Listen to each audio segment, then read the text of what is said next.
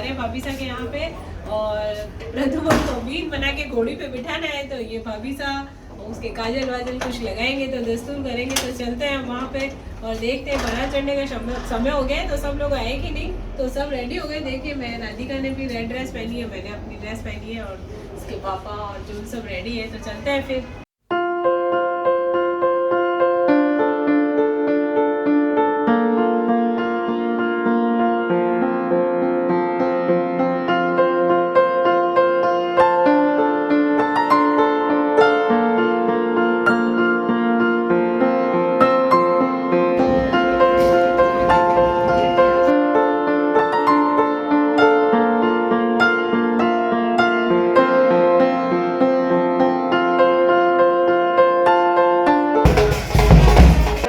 बस ठीक है ठीक है।